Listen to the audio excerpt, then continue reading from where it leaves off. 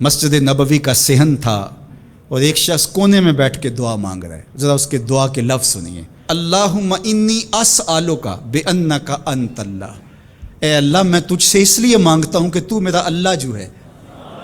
ذرا غور کیجیے. میرے والد گرامی فرماتے تھے کہ بیٹا باپ سے کہے کہ ابا جی میں آپ سے اس لیے مانگ رہا ہوں کہ آپ میرے ابو جو ہیں، تو باپ کو اپنا وجود بیچ کے بھی دینا پڑا تو اس کی ڈیمانڈ پوری کرے گا. جو اس نے لفظ ہی ایسا کہہ دیا کہ ابو میں آپ سے اس لیے مانگ رہا ہوں کہ آپ میرے ابو جو ہیں، تو میں نے آپ سے ہی مانگنا ہے.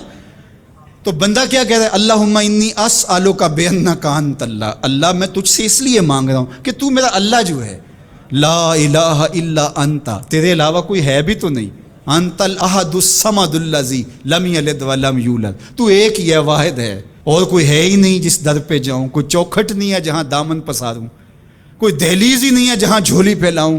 تو بے نیاز ہے، اور تجھے نہ کسی نے جنم دیا اور نہ تو نے کسی کو جنم دیا. مالک میں تیرے حضور دعا کر رہا ہوں. یہ وہ دعا کر رہا تھا کہ میرے حضور نے سن لی. تو ایک صحابی کو فرمایا کہ یہ جو دعا کر رہا اب جو مانگے گا اللہ عطا کرے گا. اس نے مانگا ہی اس ڈھب سے ہے، اس ڈھب سے ہے. ایک دعا اور سن لیجئے جو سیدنا علی المرتضیٰ رضی اللہ تعالی عنہ رب سے مانگتے ہیں. اللہ اکبر. مجھے تو آج سارا دن اس دعا نے نحال کیے رکھا. یہ دعا مانگتے ہیں تو عجیب کیفیت ہوتی ہے. یا سریع الرضا اغفر لمن لا یملک الا الدعاء. اے جلدی راضی ہو جانے والے، چھیتی مان جانے والے، اغفر لمن لا یملک الا الدعاء.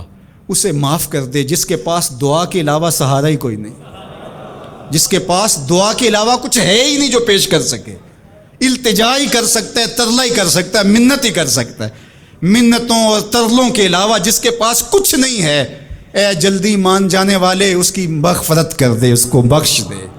اللہ اکبر. تو وہ کریم ہے، وہ کہتا ہے میرے در پہ آؤ تو صحیح، کوئی جھولی پھیلاؤ تو صحیح. ہم تو مائل بکرم ہیں، کوئی سائل ہی نہیں.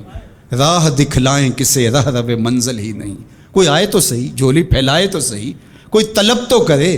دنیا والوں سے مانگیں تو ناراض ہوتے ہیں، اللہ سے نہ مانگیں تو ناراض ہوتا ہے.